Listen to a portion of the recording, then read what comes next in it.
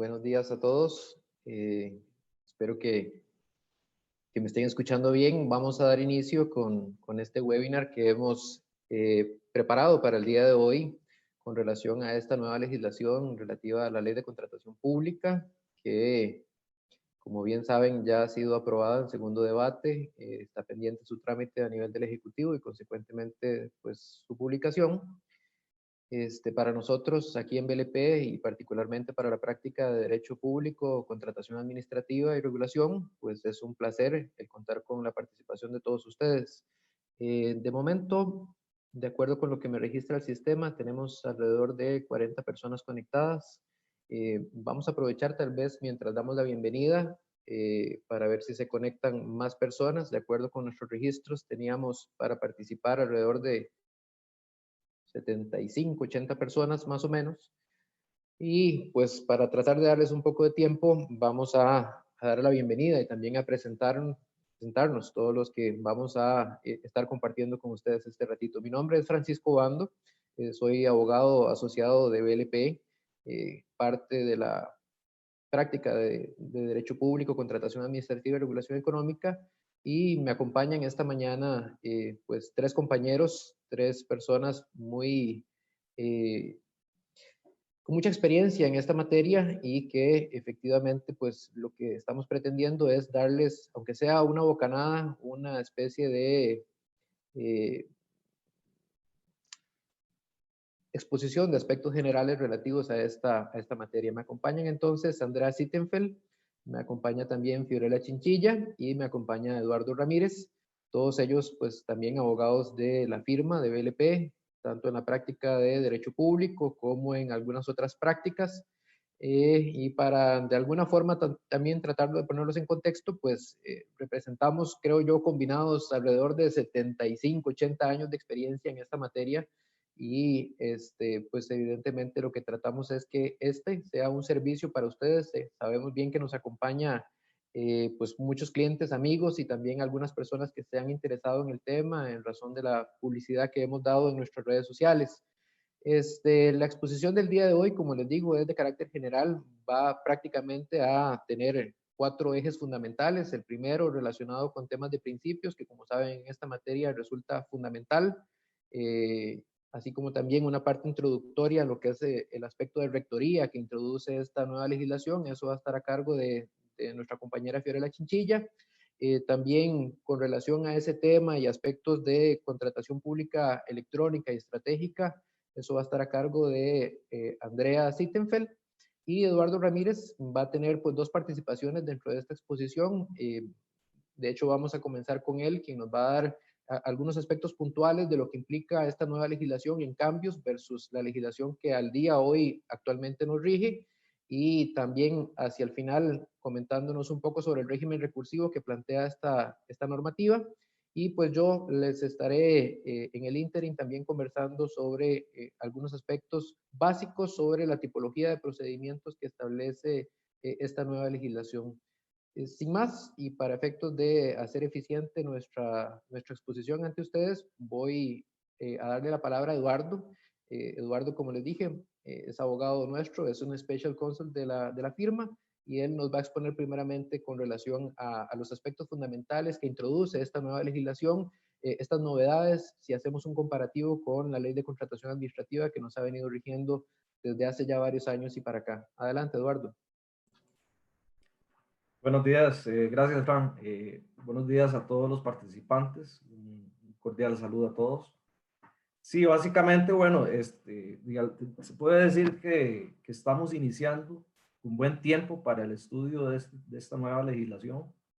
Es una legislación que pues entraría en vigencia 18 meses después de su publicación, y entonces en todo este periodo vamos a tener la oportunidad de estar comentando diferentes aspectos que tiene esta nueva legislación y eventualmente y el reglamento que se va a emitir sobre este punto. Yo aquí lo que quería hacer es una reseña breve de algunos de los cambios que se incluyen en esta ley de contratación pública y que no son absolutamente todas, sino digamos de algunas que nos parecieron muy importantes de mencionar o subrayar. La ley de contratación pública tiene un esquema de gobierno, se le dota de un esquema de gobierno donde hay una autoridad, digamos, de contratación pública, es un órgano colegiado que se va a encargar de emitir lineamientos y emitir, digamos, disposiciones sobre el funcionamiento del sistema y la creación de la Dirección de Contratación Pública también. Este tema se va a desarrollar más adelante. Nada más decir acá que básicamente este esquema de gobierno que se propone, que no tiene la legislación actual, la intención es hacer funcionar básicamente el sistema de contratación pública unificado. Es decir, que toda la administración pública se alinee y para eso se dota de una estructura administrativa que se va a encargar de hacer funcionar este sistema como debe ser, que hoy sabemos que ha tenido muchos problemas de gestión y en virtud de eso, pues el legislador consideró oportuno establecer este esquema de gobierno. Pues otro de los cambios que vamos a notar en esta ley son cambios que tienen que ver con el empoderamiento, que se le da un mayor empoderamiento a la administración. Esto implica, este empoderamiento se puede manifestar de diferentes maneras. Por ejemplo, se eliminan algunas autorizaciones que antes tenía que obtener la administración de parte de la Contraloría General. Ya no se requiere autorización para ningún tipo de procedimiento, por ejemplo, ya sea de urgencia o de otro tipo. Y, por ejemplo, uno de los casos que nos ha llamado mucho la atención es el tema del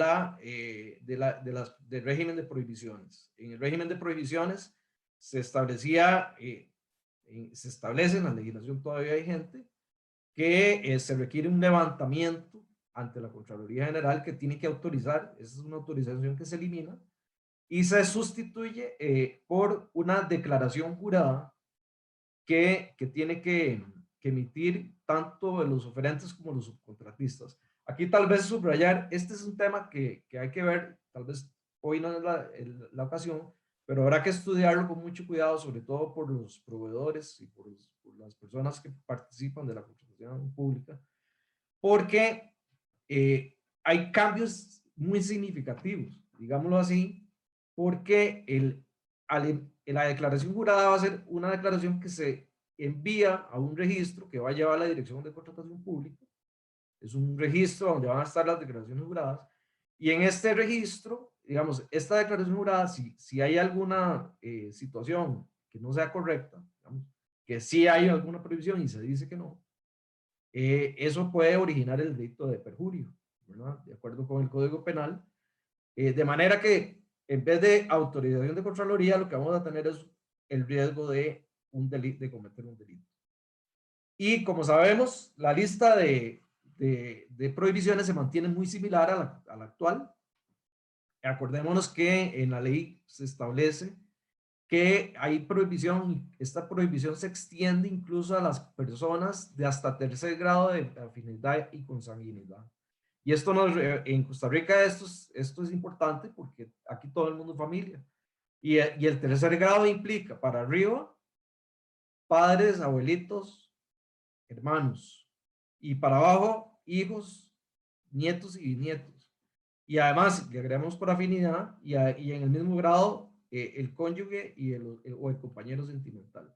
Entonces aquí va a ser importante una especie de debida diligencia para evitar caer en una situación de prohibición o para acreditar que se está en una situación de desafectación, ¿verdad? Que son 18 meses antes. Tiene que estar ejerciendo 18 meses antes esa actividad en caso de desafectación. Pero además, no solo hay un riesgo de delito penal, sino que también el régimen sancionatorio se modifica de manera que ya no va a haber apercibimiento, sino que va a haber 2 grados de inhabilitación y una de estas causales precisamente es participar teniendo una prohibición. O sea, puede ser además de objeto de una denuncia, también podría ser objeto de una sanción administrativa. De manera que este es un tema que va a haber que manejar con mucho cuidado. Hay que hacer una especie de diligencia cada vez que ocurra un movimiento digamos, en cuanto a los nombramientos de ministros o viceministros, cada vez que haya eso hay que hacer un análisis para ver cuál es la situación que puede afectar o no, y si hay que hacer o no una modificación de la declaración jurada, porque eso también es una obligación de las personas que participan de la contratación. Gracias, Frank, si me pasas para terminar nada más esta reseña. Aquí también lo del régimen recursivo lo vamos a ver tal vez más adelante.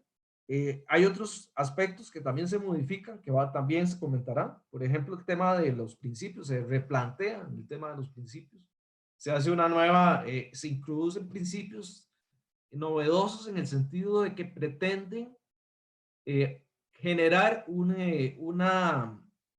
impacto en los procedimientos de contratación pública. Van a pretender generar un impacto de tipo social, ambiental, y para estos efectos se quiere potencializar a las pymes. Digamos, este conjunto de principios que se emiten también tienen ese propósito.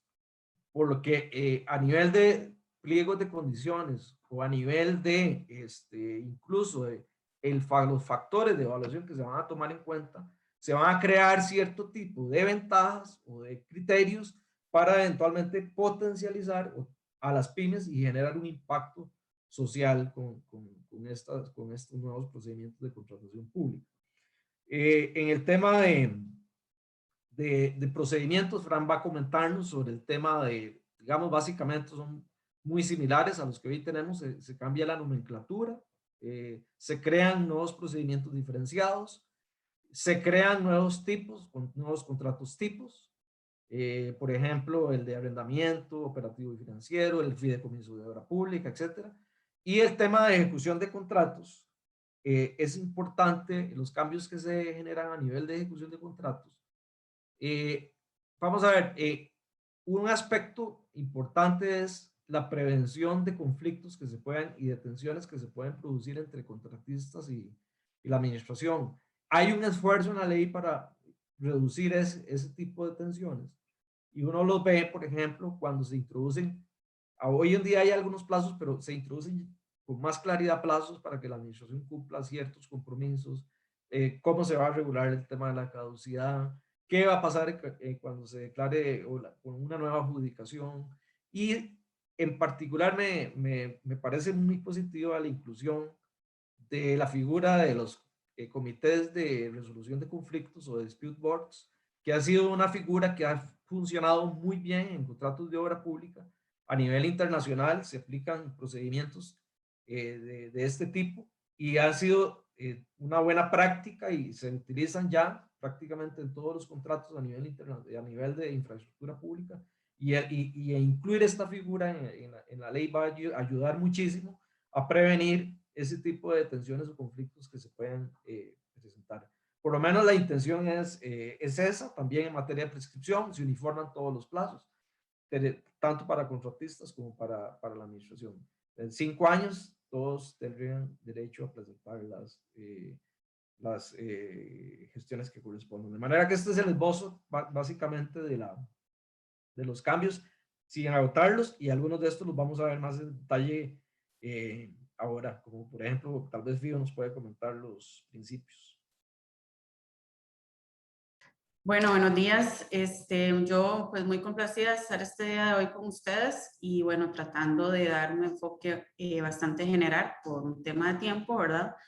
Me corresponde en esta ocasión contarles que esta nueva ley de contratación pública mantiene algunos principios de la ley anterior y agrega otros nuevos que varios de los cuales ya hemos venido trabajando a través de la jurisprudencia y de resoluciones de la Contraloría, como lo son el principio de transparencia, el principio de integridad, los podemos ver acá en la femina, el principio de intangibilidad patrimonial. Estos principios ya los hemos venido trabajando a través de la jurisprudencia, pero los novedosos como principios independientes son el principio de vigencia tecnológica, el valor por el dinero y la sostenibilidad social y ambiental. Como principio de Integridad, bueno, tenemos que se refiere al cumplimiento de normas y valores éticos. Por un tema, como les digo, de tiempo, no vamos a entrar a ver todos los principios en detalle, pero sí vamos a mencionar por lo menos los más novedosos, ¿verdad? El de integridad, bueno, que tiene que ver con el tema de normas y valores éticos, ¿verdad? El valor por el dinero, pues es algo que el legislador ha pretendido con este principio maximizar el uso de los recursos públicos. Este principio tiene que ver con el principio que ya conocemos, el principio de eficiencia en contratación administrativa, y está relacionado, por ejemplo, si bien es cierto en las recientes carteles y contrataciones que hemos podido analizar y estudiar en la práctica, nosotros como equipo, hemos notado que en muchas ocasiones el sistema de evaluación es 100% precio, ¿verdad?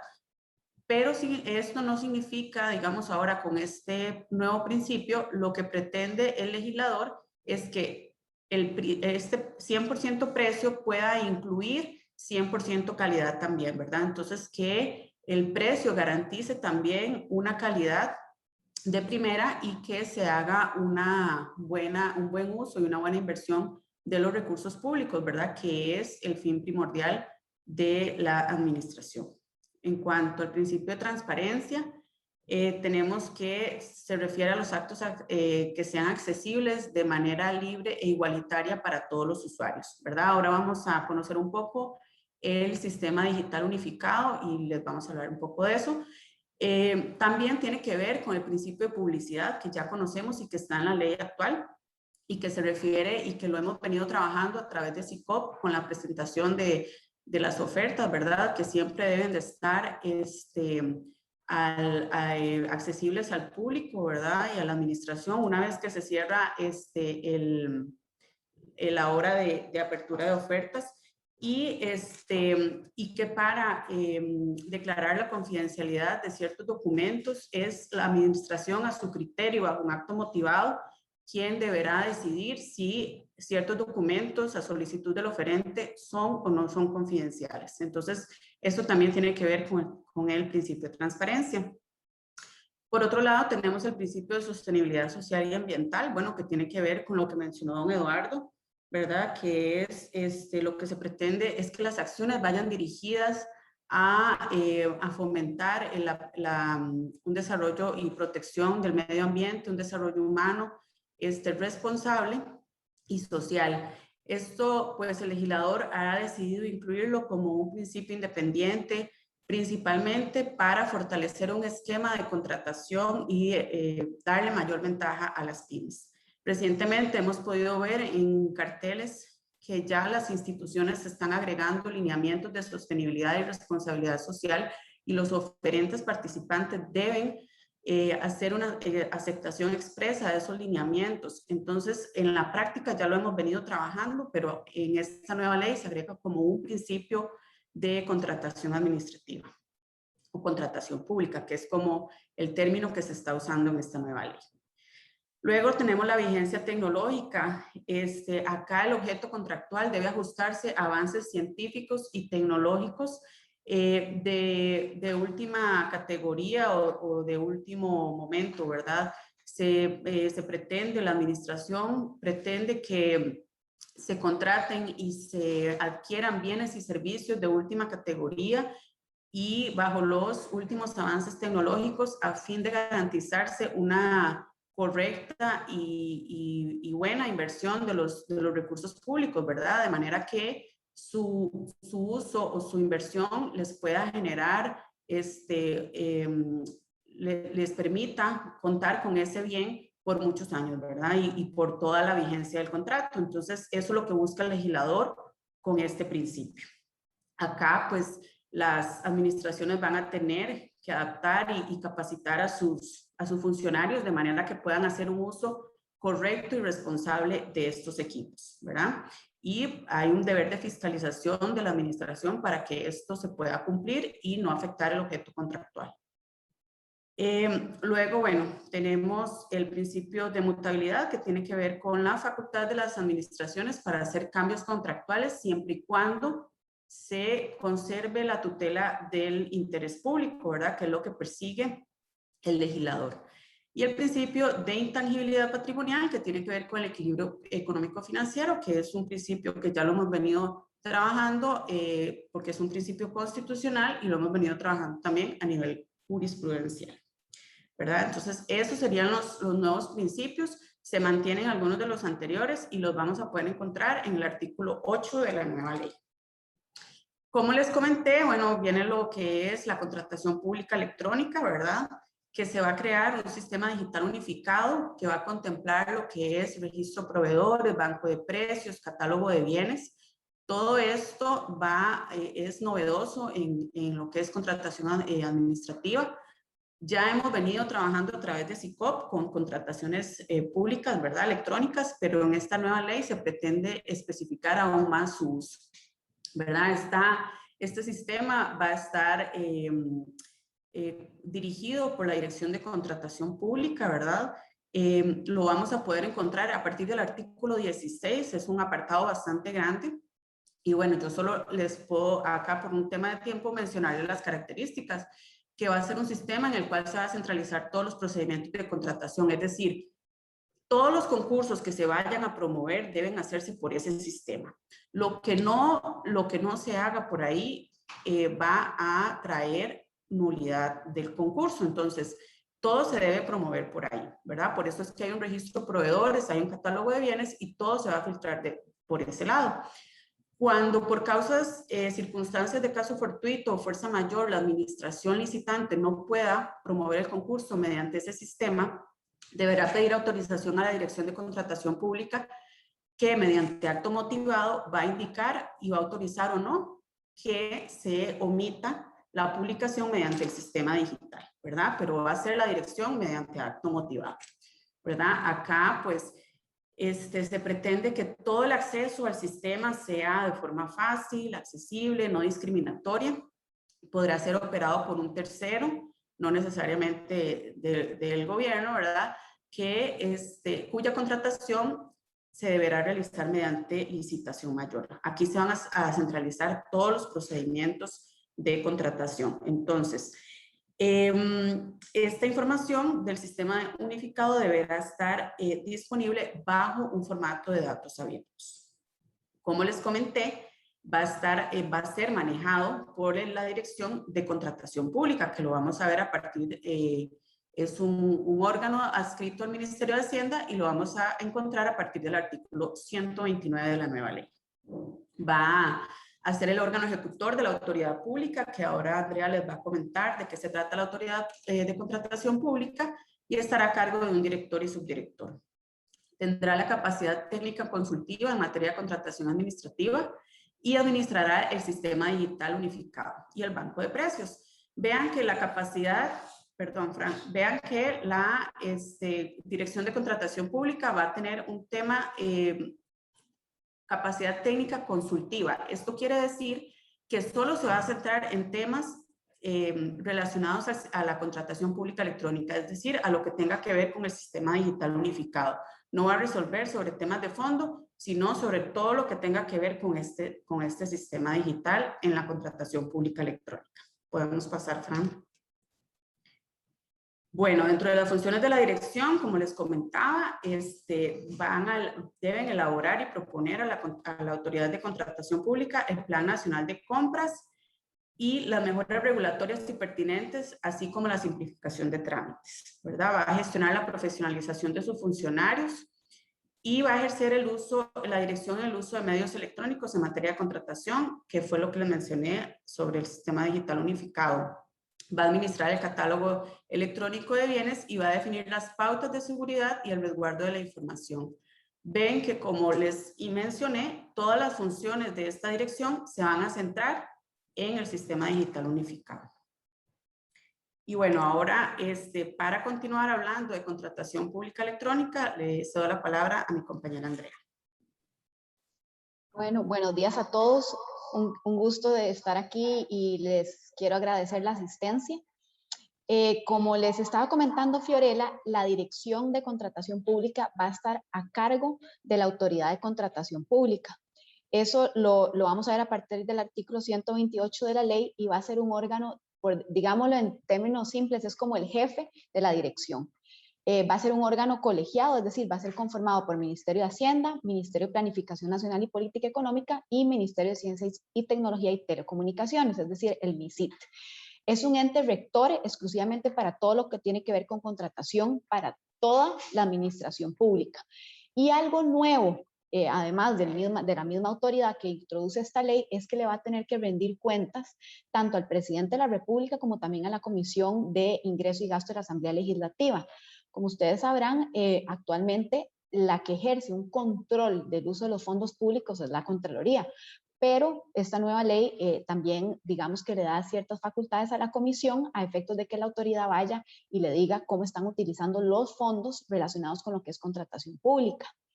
Muy relacionado con lo que ha venido hablando Fiorella e inclusive don Eduardo, podemos ver que los ejes centrales de esta ley es dar eficiencia, eficacia y buen uso de los recursos que tiene disponible la administración. Es decir, que todas las contrataciones que tengan que ver con la administración pública van a ir orientadas hacia una misma dirección. Para eso vamos a tener un Plan Nacional de Compra Pública que lo realiza o lo elabora la dirección, pero lo aprueba la autoridad. Además, la autoridad se va a encargar de todo lo que es introducir mejoras regulatorias relacionados con lo que es la ejecución del sistema digital unificado, que sean propuestas por la Dirección de Contratación Pública, porque como la dirección es precisamente el ente ejecutor de todas estas políticas, pues entonces tendrá que mantener una comunicación y trabajar de la mano con la autoridad a efectos de mejorar cualquier tipo de deficiencia que vayan encontrando en el camino, así como también introducir mejoras regulatorias que tienen que ver con simplificación de trámites. Volvemos a ver el principio de eficiencia y eficacia. Diseñar políticas públicas para garantizar la participación ciudadana efectiva en los procedimientos de compra de bienes y servicios, que tiene que ver, de nuevo, con el propósito que tiene esta ley, de la cual les comentó don Eduardo, de introducir sectores productivos como la pequeña y mediana empresa para que tengan una participación más activa dentro de la contratación pública. Y después ya desde un punto de vista más técnico, pues emite las fórmulas para el mantenimiento del equilibrio financiero del contrato. ¿Cuál es el principio general bajo el cual opera este sistema digital unificado? Este principio recalca otra vez lo que es publicidad, transparencia, seguridad, integridad, neutralidad tecnológica de cada uno de los procedimientos, documentos e información relacionada con dichos procesos de compra, así como también va a haber todo lo relacionado con la ley de certificados, firmas digitales y documentos electrónicos. Esto quiere decir la orientación que tiene la ley y el sistema que va a lograr va a con el unificado de que sea un sistema de acceso a todo el mundo, tanto la administración como a cualquier persona interesada en algún tipo de procedimiento. Ok, ¿cómo va a operar entonces el sistema digital bajo este principio? Primero, se va a almacenar y poner a disposición la información de compras públicas que de tal forma que permita que cualquier persona interveniente, sea administración, sea proveedor, sea subcontratista, tenga ahí disponible la información general de un determinado procedimiento e inclusive, vamos a ver más adelante, como en el catálogo de bienes y servicios, va a contar con un directorio que va a establecer como las bases estandarizadas de un determinado producto, ¿verdad? Que va a pedir la administración. Y después, otra vez bajo el sistema de transparencia y publicidad, pues lógicamente que toda esa información que se va a manejar en este sistema tiene que estar cubierta por buenas políticas de protección de datos para evitar su vulneración. Y además tiene que ser compatible, de fácil acceso para cualquier persona y que el tema tecnológico, digamos, no se convierta en un obstáculo. Muy importante indicarles que parte de las funciones que tiene la dirección también es capacitar a la gente de proveedurías e inclusive al mismo público en general sobre el uso de este sistema. ¿Para qué? Para que todo el mundo sepa usarlo de manera fácil y tenga acceso a la información sin ningún problema. Como les comenté anteriormente, vamos a tener como algo nuevo que va a formar parte del sistema digital unificado, un catálogo de obras, bienes y servicios y un banco de precios. Este catálogo tiene como fin que tanto la administración como los contratistas o subcontratistas, proveedores, tengan acceso a un catálogo, valga la redundancia, en el que estén bienes, servicios y se describan con los estándares internacionales o inclusive los estándares que la administración va a solicitar como base de cualquier pliego cartelario relacionado a un producto o un servicio en específico. Entonces, digamos que esto facilita la elaboración de carteles y además facilita a que uno como proveedor llegue y diga, bueno, si yo quiero ofrecerle a la administración mis bienes o mis servicios, de antemano voy a revisar este catálogo para ver cuáles son los estándares mínimos que yo voy a tener que cumplir. Cualquier disconformidad que cualquier proveedor o persona física, jurídica, tenga con el contenido de ese catálogo de bienes y servicios, se va a canalizar a través de la Dirección de Contratación Pública. Eso sí, es importante considerar que esa inconformidad no va a detener el plazo, digamos, para presentar una determinada licitación o un determinado procedimiento u oferta. Y después el banco de precios, que más que todo va a ser una referencia, tanto para la administración como para las partes interesadas, de cuáles han sido los precios que han manejado en los procedimientos pasados. Y entonces la administración va a utilizarlo como referencia a efectos de establecer más o menos el precio y la cuantía por el cual se va a elaborar el determinado cartel. Muy importante esta parte es el registro oficial de proveedores y subcontratistas, que es precisamente lo que les mencionó de manera general don Eduardo, y es que usted como proveedor van a tener que estar registrados en este sistema. Es parte del sistema digital unificado y tiene como fin que la empresa, persona física, persona jurídica, proveedor nacional, internacional, se registre y de una vez ahí haga como un due diligence o una debida diligencia en la que se le hace un escaneo al proveedor o al subcontratista y se indica, por ejemplo, las prohibiciones que tiene por medio de la declaración jurada, que más adelante les voy a detallar un poco más. Esta declaración jurada después lo que hace el proveedor es que al momento de presentar la oferta simplemente dice, se mantiene actualizada toda la información en la declaración jurada. Va a también constar ahí la experiencia que tiene determinado proveedor, los antecedentes, es decir, el tipo de procedimientos que ha cumplido a cabalidad y aquellos que no haya cumplido a cabalidad. Por lo tanto, también va a estar en las sanciones, el historial de cumplimiento de contrataciones y también fusiones, transformaciones, todos los cambios a nivel organizacional o inclusive jurídicos que ha tenido un determinado proveedor o subcontratista. Como les hablábamos de la declaración jurada, esta declaración jurada va a ser vendida por una única vez, va a poder ser actualizada, como les dijo don Eduardo, dependiendo de los cambios que ustedes tengan a nivel interno o inclusive si se nombra un ministro y ese ministro es relacionado con alguna de las personas del proveedor, pues eso se tendrá que actualizar.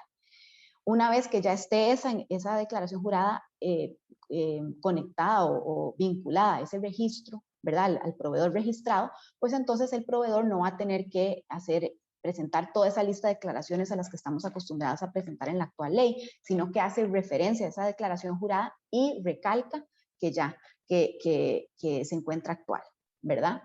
Muy importante dentro de los aspectos que va a tener esa declaración jurada es que no se encuentra afectada la persona por ninguna de las causales de prohibición, que más o menos son las mismas a las que estamos acostumbrados a ver en la ley antigua, y tratándose de personas jurídicas, una cosa nueva, muy de la mano de lo que es el registro de transparencia de bienes y servicios, de registro de transparencia de beneficiarios finales que está llevando ahora el Banco Central, es que se va a tener que incluir la naturaleza y propiedad de las acciones.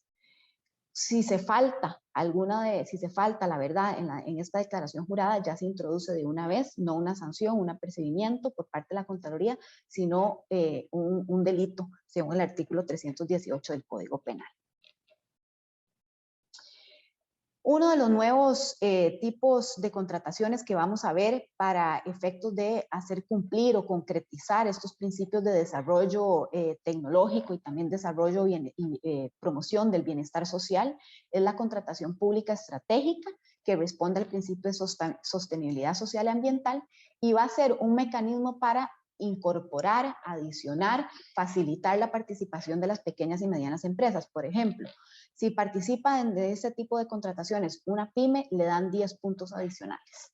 Entonces son cierto tipo, inclusive la garantía de cumplimiento se la pueden dar, se va a crear como un fondo a efectos de que puedan darla, digamos, de una manera financiada o prorrateada, sí, que tenga una forma de acudir a ayuda para poder rendir a esa garantía de cumplimiento.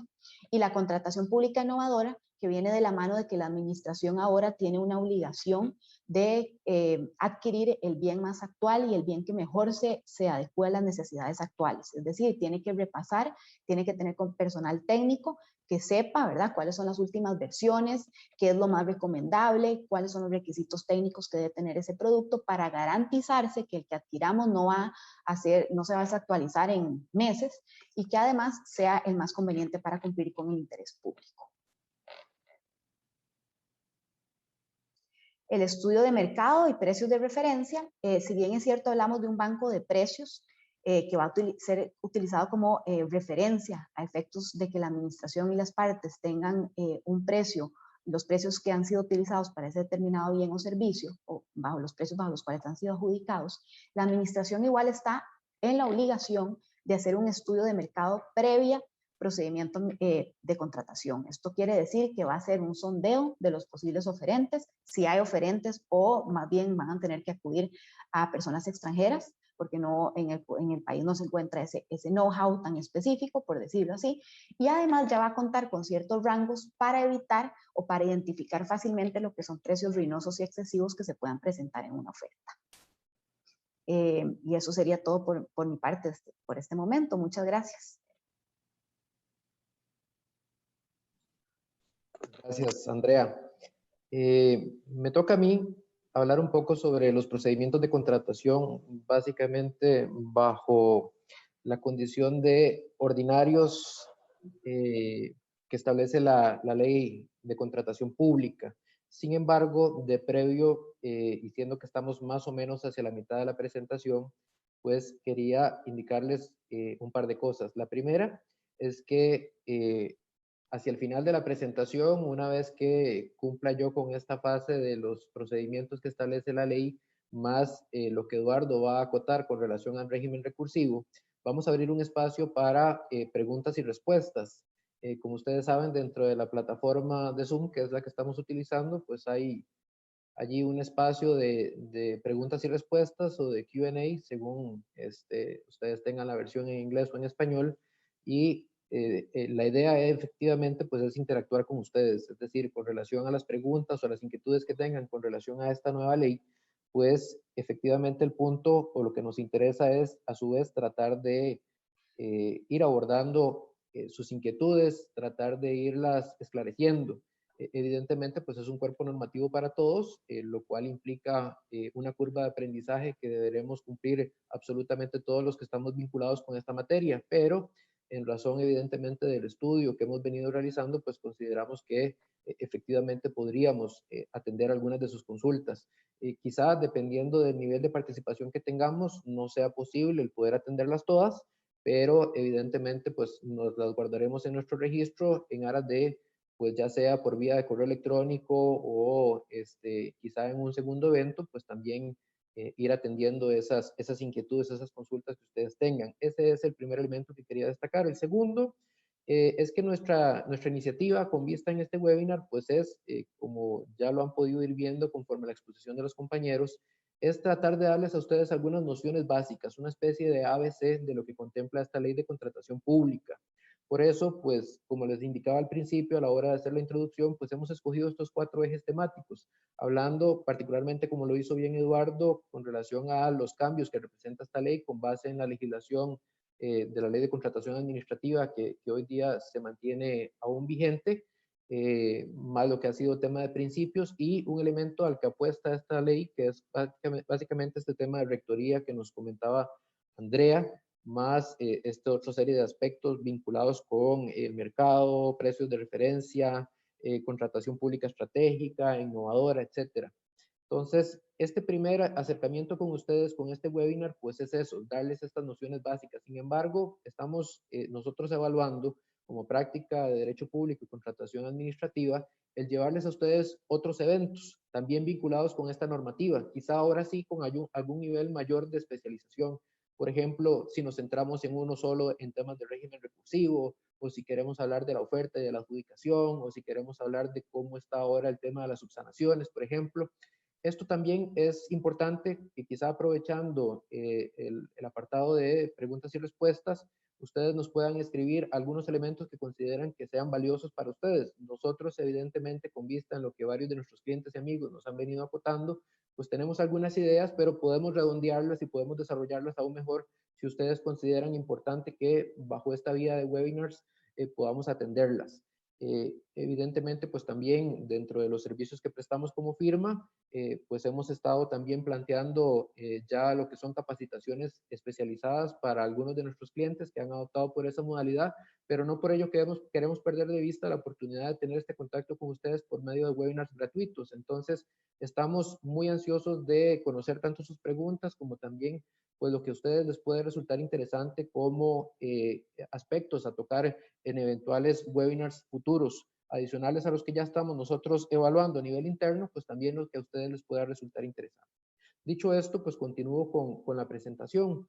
Este primer elemento que nos toca ahora en cuanto al régimen ordinario que establece los procedimientos en la ley de contratación pública que entra a regir, bueno, esto es un elemento importante que me lo han consultado mucho desde que empezamos con la publicidad del evento.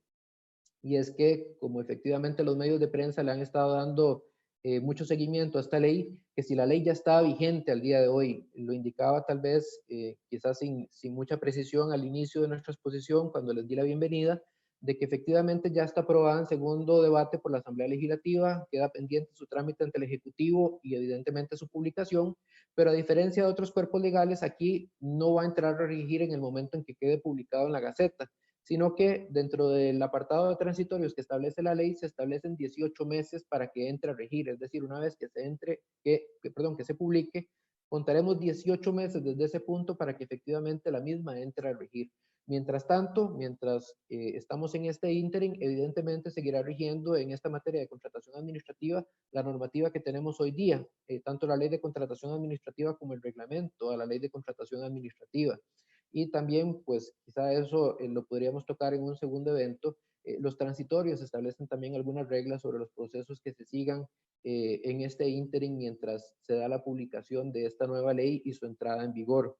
Entonces, para claridad de todos, esta ley de contratación administrativa que hoy día les estamos exponiendo como una especie de ABC no está vigente al día de hoy. Estamos pendientes de su publicación y una vez que se dé la publicación, repito, 18 meses para que entre a regir.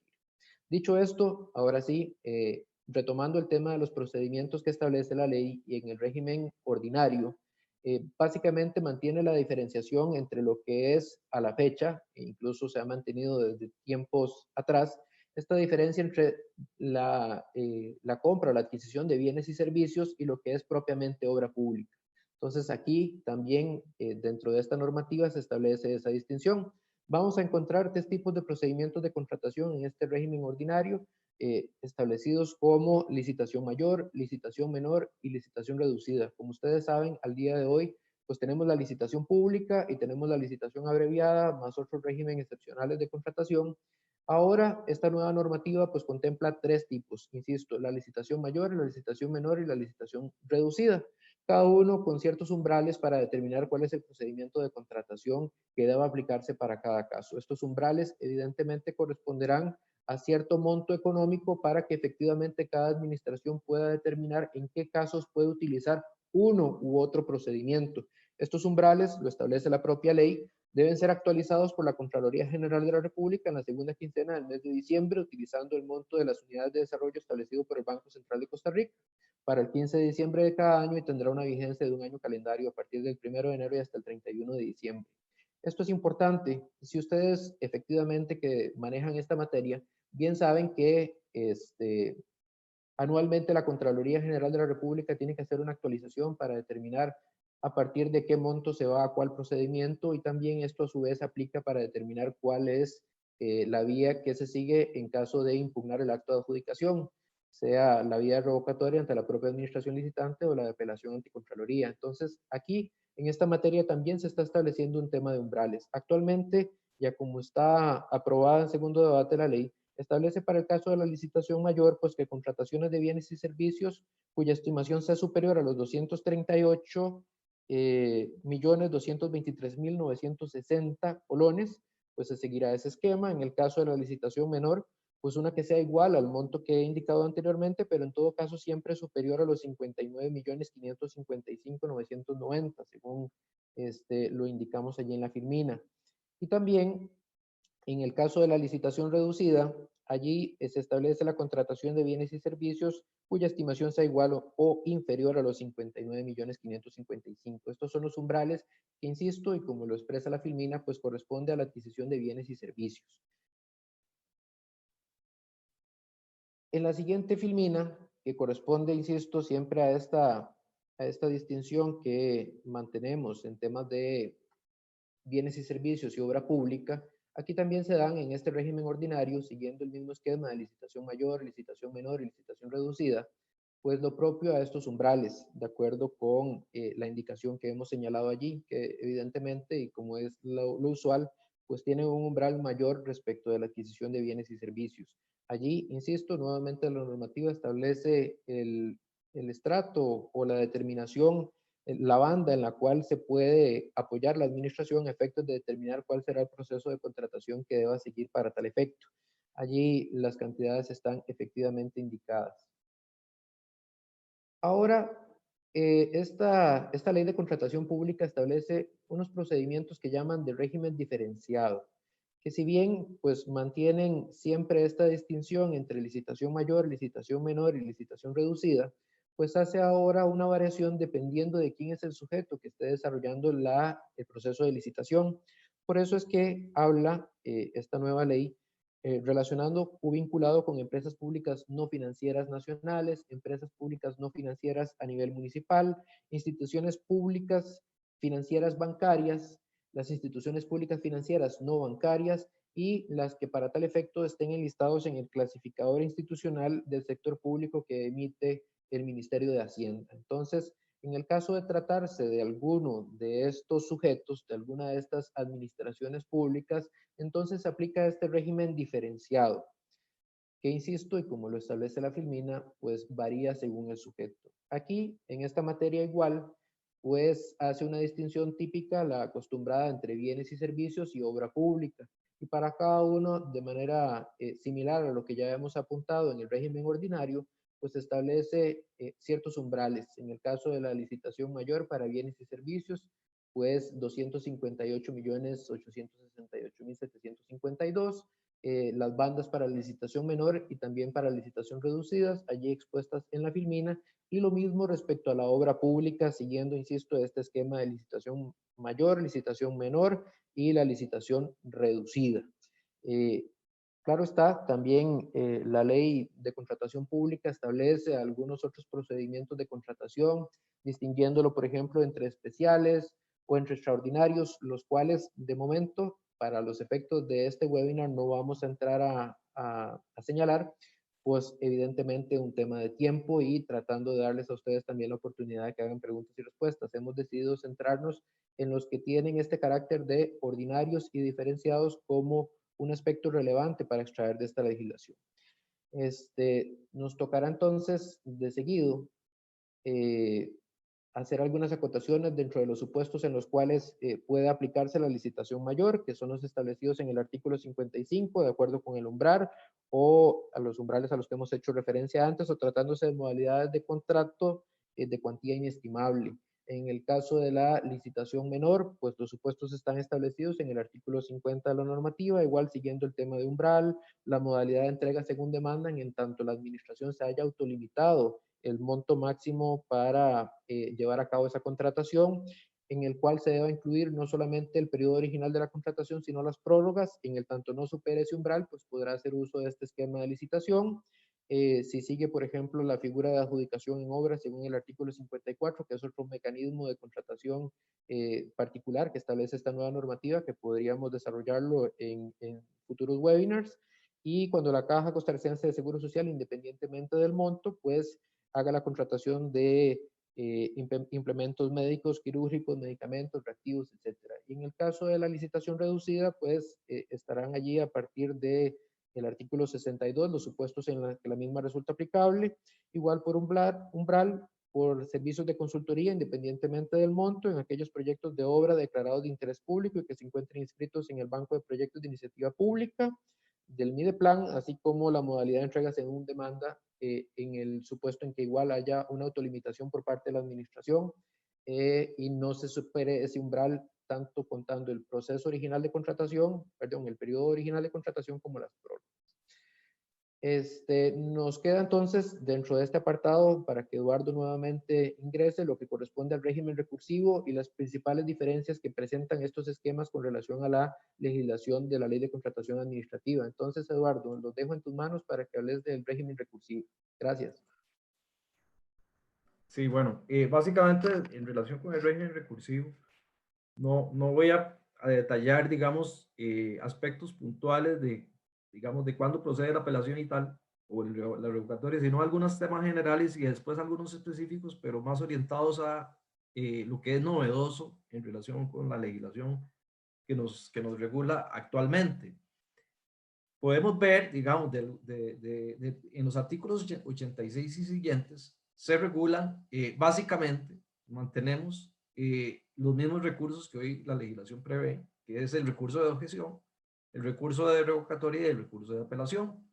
En este capítulo de aspectos generales, también, digamos, se mantiene todo lo que tiene que ver con los aspectos que pueden generar un rechazo de plano.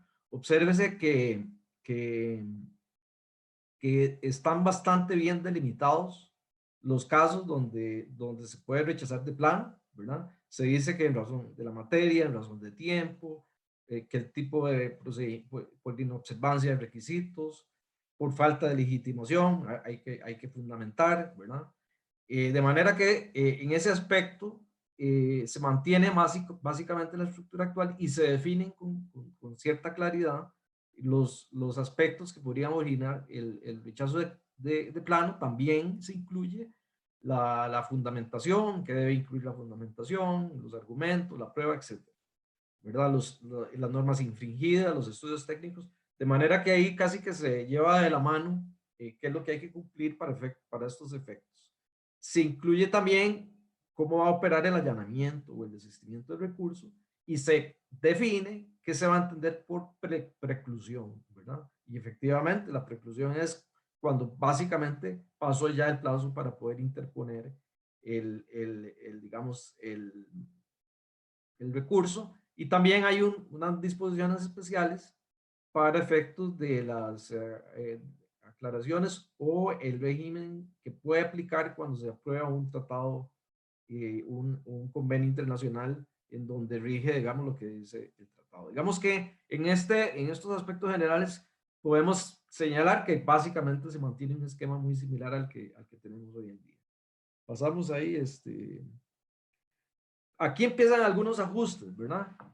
Vamos a ver, en el caso de la objeción al cartel, cuando es una licitación mayor, se establece que es ante la Contraloría, ¿verdad?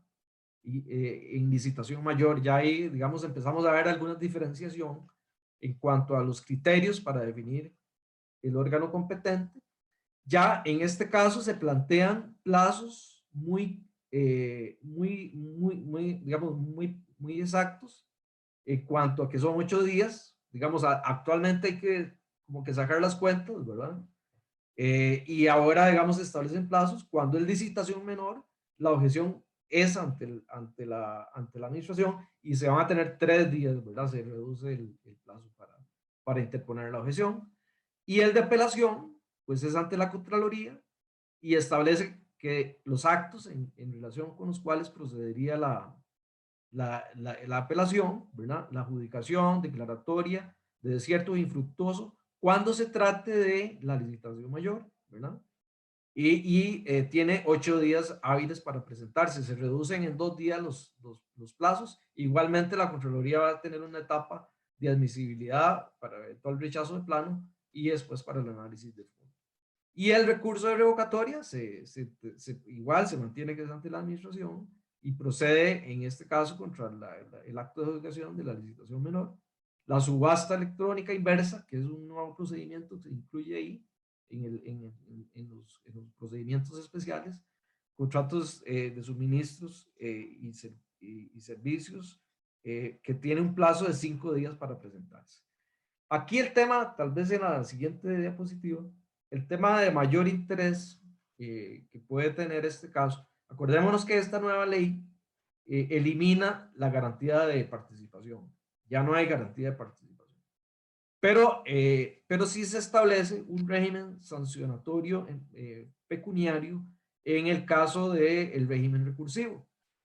Y imaginémonos que yo voy a tener un puntero aquí y marcar en rojo aspectos que quiero que vean con mayor atención. Los aspectos que quiero que vean con mayor atención los conceptos indeterminados. Por ejemplo, la palabra recursos temerarios, ¿verdad? Eso, digamos, lo voy a señalar con el puntero, que imaginariamente nos vamos a imaginar, y vamos a decir, bueno, ¿qué se entiende por un recurso temerario? Entonces, ¿qué dice la ley al respecto? Esperamos que posiblemente el reglamento tenga luego algún detalle sobre estos aspectos. Que en caso de que haya un recurso temerario, se podrá sancionar a el que presente el recurso de objeción temerario con el 0.5% del monto del umbral mayor o del umbral superior en la licitación menor. Más o menos, hoy sería 1.191.000 pesos, más o menos. Yo hice los cálculos, así es que yo como abogado no meto las manos al fuego por el número, pero de más o menos podría ser este resultado. Y vean, otra vez veamos el puntero imaginario donde marco los conceptos que son, digamos, más seguros y los menos seguros, digamos. La preclusión ya vimos en la diapositiva anterior que tiene una definición muy clara, que es cuando digamos, si usted presenta el recurso y ya había pasado el plazo, por ejemplo, si en menor eran 3 días o en la mayor eran 5 para presentar la objeción y se presentó posteriormente, ya aquí se está asumiendo un riesgo de que se considere temerario, ¿verdad? Que el objetante no acredite su vinculación con el objeto, ¿verdad? Hay que hacer una explicación, pero ya empezamos a ser un poco más abiertos, ¿verdad? Además de más interpretación. Que actúe con temeridad, mala fe o abuso de derechos procedimentales, ya eso tiene que definirse casuísticamente para cada caso. En el caso de la apelación y la revocatoria, la sanción es del 1%. Que más o menos son 2.382.000 pesos, un poquito más. ¿Ok? ¿Cuándo procede? Cuando se actúe con temeridad, aquí otra vez el puntero, lo vamos a ver, vamos a marcar temeridad, mala fe o abuso de derechos procedimentales. Son conceptos jurídicos indeterminados que tienen que evaluarse casuísticamente. Claro que debe haber una justificación, ¿verdad? Pero digamos que genera una cierta ámbito de apreciación discrecional. Y se entiende que es temerario cuando el recurrente abusa, ejercitando acciones infundadas o de mala fe, o alegue hechos contrarios de la realidad, ¿verdad? Entonces, casuísticamente se va a analizar qué se entiende aquí, digamos, qué podemos extrapolar de esta normativa. Primero, podría ser que en algunas empresas, y aquí tal vez para hacernos un poquito de propaganda para los abogados, podría ser que eventualmente se requiera algún patrocinio legal en ciertos casos, que tal vez se estime que pueden haber situaciones grises, ¿verdad? Porque ya ahora, digamos, si fallamos y nos califican el recurso de temerario, podría ser que tengamos una sanción pecuniaria. Entonces, podría ser que la consideración de un patrocinio legal empiece a ser relevante en algunos casos, ¿verdad? Más que en otros. Pero también, y esta es una consideración también subjetiva, no es lo mismo una multa de estas para una empresa de cierto tamaño o de ciertas características que una multa de esas para una empresa tal vez de otros tamaños y otras características. Es decir, el impacto financiero y el esfuerzo económico que podría tener, dependiendo de cuál sea el caso, también va a generar una especie de alguna manera, diferenciación a la hora de, bueno, yo soy una empresa, digamos, solvente, no me preocuparía pagar eso, prefiero tirarme al agua a ver qué pasa, o tal vez piensa, bueno, voy a hacer primero un análisis para ver si realmente, eventualmente este riesgo, tengo un riesgo legal aquí o no tengo un riesgo legal aquí, en este sentido, ¿verdad? Entonces, esta es una de las figuras, ¿no? Que básicamente lo que se busca es reducir, bueno, esa es la finalidad. Definitivamente no se justifica de otra manera. La finalidad es de disminuir la cantidad de recursos que se presentan.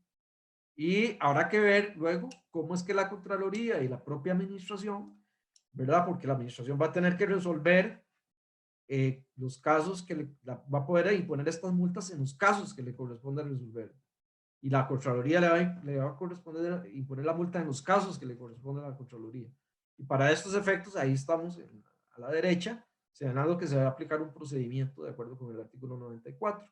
Pero vamos a tener que analizar poco a poco cómo van a empezar a interpretar estos aspectos indeterminados a la hora de casuísticamente generar los precedentes. Yo creo que básicamente sería, ¿verdad?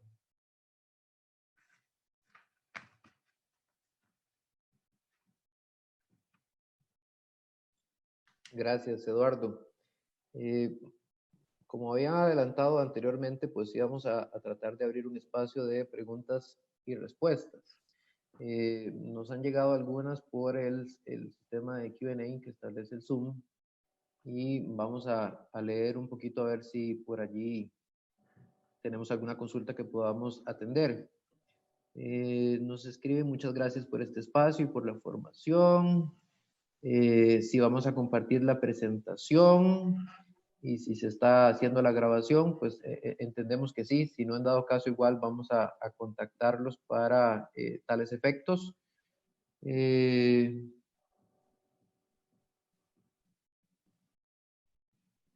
Gracias por esta charla introductoria a la nueva legislación. Para el tema de procedimiento especial de contratación, el caso de Grupo ICE, JASEC, INS, aplica solo para temas sin competencia y no para todo tipo de compras, según entendido de la lectura de la nueva legislación. Bueno, ese es un elemento importante. Efectivamente, como hemos sabido, este tipo de procesos de contratación para este tipo de empresas, Grupo ICE, JASEC, INS, SPH, pues se han establecido procesos de contratación diferenciados de lo que establece propiamente la Ley de Contratación Administrativa y el reglamento. Esta ley, esta nueva normativa opta por que todas se sujeten a esta Ley de Contratación Pública, entonces allí vienen aspectos que varían de una u otra forma e impactan a este tipo de administraciones públicas que tienen este aspecto de competencia. Entonces sí, efectivamente allí hay un tema, una variación. Bueno, esas son las preguntas que yo veo. No sé, compañeros, si alguno de ustedes me ayuda, por lo menos ahorita en el sistema, eso es lo que yo aprecio. No sé si ustedes ven alguna otra pregunta adicional. Perdón, Fran, entró una del tema del refrendo. Si hubo algún cambio. Ah, ok. No, bueno, entiendo que no. Eduardo, no sé si vos No se introducen cambios. Ahí está la normativa especial. Esto yo esperaría que la Contraloría revise su normativa especial, pero no, en el proyecto de ley de contratación pública no sé. Acordémonos que el fundamento del refrendo es de tipo constitucional, ¿verdad? Entonces, correcto. es un tema que probablemente vamos a tener que vivir con las regulaciones que emita la Contraloría la Contraloría ha tratado de quitarse lo más posible del refrendo. Pero, y la razón por la que no ha podido es porque constitucionalmente tiene una obligación.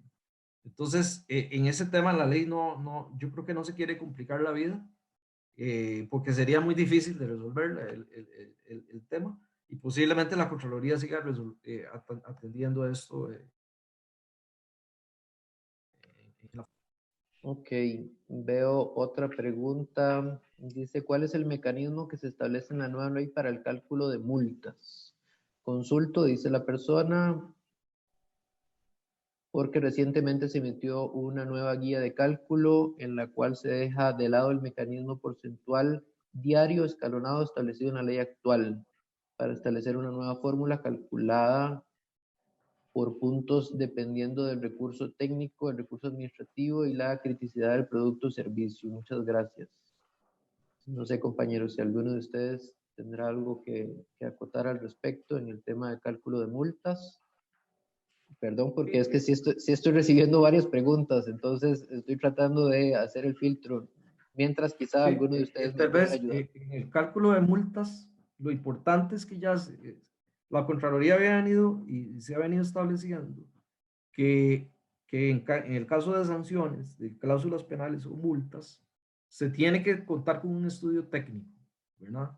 Se establece, siempre se establece el límite, pero para efectos de la ley se indica ya expresamente en la ley que se debe contar con un estudio técnico que acredite por qué razón se está estableciendo la multa. El tipo y la forma y establece el umbral máximo que también hemos venido. Acordémonos que la ley anterior no decía nada de la necesidad de un estudio técnico y eso fue a raíz de precedentes jurisprudenciales que se estableció que era nulo sin que existiera el establecimiento de este tipo de sanciones, sin que existiera un estudio técnico. Entonces ahora la ley incorpora ese requisito. Gracias, Eduardo. Bueno, de lo que me dicen, tenemos chance para 2 preguntas más. Hay bastantes más dentro del chat. Como les decía al principio, vamos a tomar nota de ellas y tal vez contactarlos al momento en que ustedes han hecho el registro. Allí se estableció una vía de contacto para no dejar de atenderles sus consultas. Y también les doy mi correo electrónico por si quieren seguir haciendo consultas por esa vía o tal vez alguna sugerencia para un nuevo webinar ya con temas especializados. Mi correo electrónico fogando@blplegal.com. El par de preguntas antes de hacer el cierre. Consultan que si la administración y la Contraloría son quienes definen si un recurso es temerario o no. Esto, aparte de ser subjetivo, ¿no les parece que abre un portillo para que los potenciales oferentes se abstengan de recurrir cuestiones impuestas por la administración que son ilegales?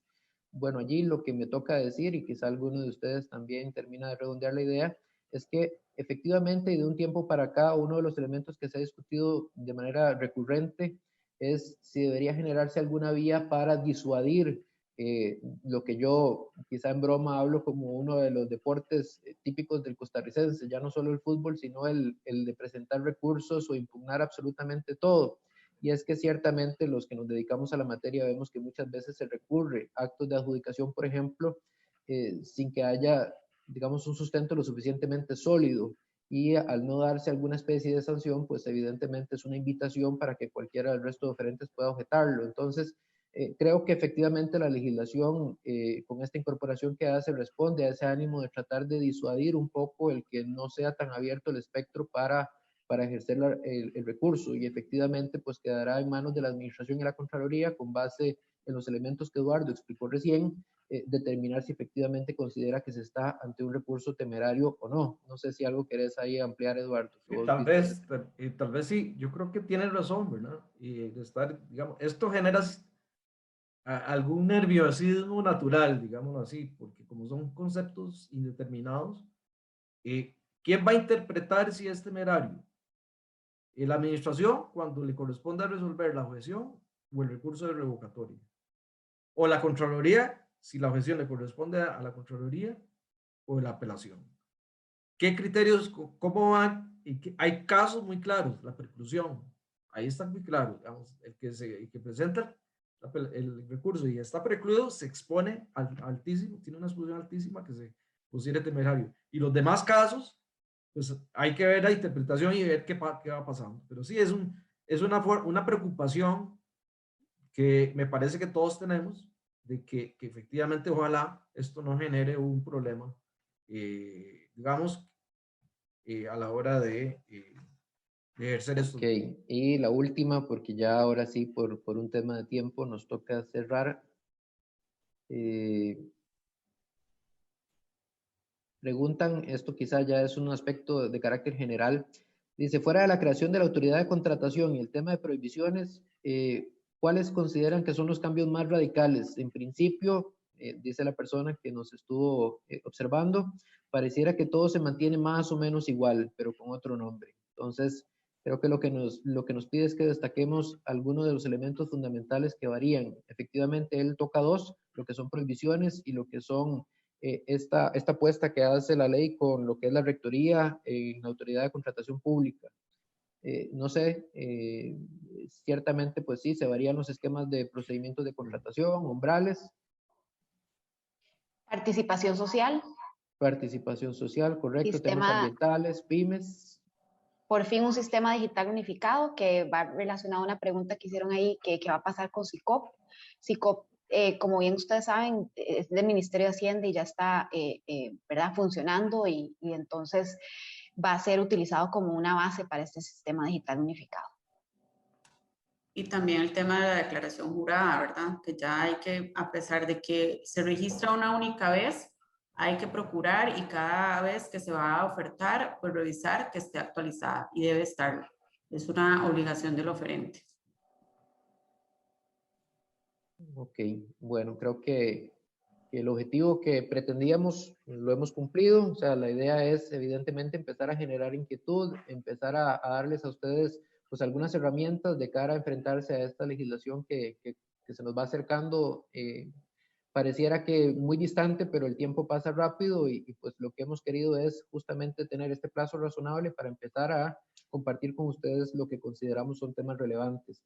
En la presentación, para la última pregunta que dimos, en la presentación, dentro de las primeras dos filminas, se destacan de manera muy puntual las grandes diferencias entre esta legislación y la anterior, o la que se mantiene vigente al día de hoy, y pues el recorrido también de todo lo que hemos abordado en la presentación. Entiendo que efectivamente pues el webinar está siendo grabado y pues les haremos ver la forma en que podamos compartirlo también, además de la presentación.